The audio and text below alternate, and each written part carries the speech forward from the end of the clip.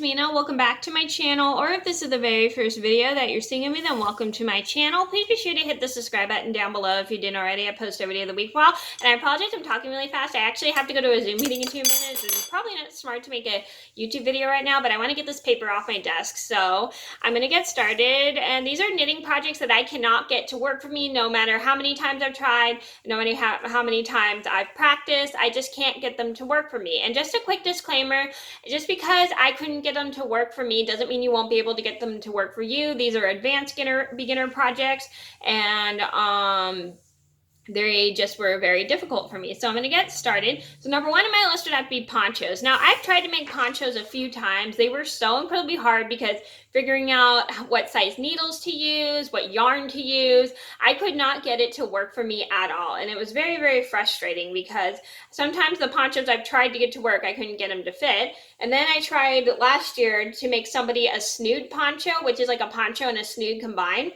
because they wanted it, but I couldn't get it to work no matter how many times I've tried to get the pattern to work. It was so incredibly frustrating. It was very difficult, and I really did not like doing a poncho just because it was so hard to figure out how to put it together, how to figure out how to knit the poncho, what size to knit the poncho. It was so incredibly difficult. I just couldn't get it to work. Number two on my list would have to be dog sweaters. Now, dog sweaters are very hard for me too because measuring the dog and then getting the sweater to fit. And I have been able to make dog sweaters and getting them to fit. I've got them to fit on Gabby. I've got them to fit on my dog Pearl. For those who don't know who Pearl was, she was one of my Boston Terriers. I was able to get them to work for her, and I was very glad I did. Number three on my list because those were easy sweaters, but other sweaters I just can't get them to work. I remember I made a tiny sweater that was supposed to be for Daisy, but it was way too small for her. Number three on my list, and it was the Scooby sweater by We Are Knitters, and that was a hard project for me. Number three on my list should have to be mittens. Now, mittens I can't do. I can do fingerless mittens, but regular mittens are not very easy just because putting them together, making the thumb hole, just so incredibly confusing to do. And I've made mittens before and they were just really awful. We made fun of them. My mom called them Franken mittens because they were like Frankenstein mittens, because they reminded her of Frankenstein just because the pattern was like all messed up and weird and everything. And I still laugh at those mittens today. Those were my first pair of mittens I ever made. I wish I had them so I could show you guys what they look like, but they were just really bad looking mittens. I made them when I was on a trip in Hawaii. Number four on my list should have to be turtlenecks. Now, turtlenecks were really hard for me to make because I couldn't figure out the pattern. I couldn't figure out what size to make them. I didn't know how to check my gauge at the time. I'm still practicing how to check my gauge, but I'm trying to figure it out.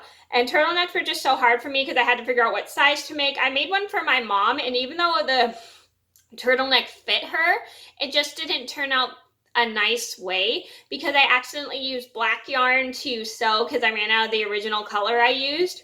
And you kind of could still see the seam, and I think I sewed it on the outside by mistake, and I just could not get it to work, and I refused to ask somebody to help me because I wanted to try it out for myself.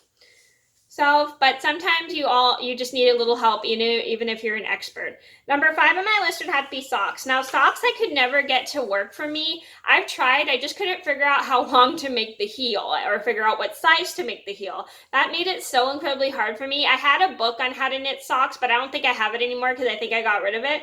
And I literally can do yoga socks, which are much easier for me. So unfortunately, I can't find the yoga socks right now, but so here they are, I found one.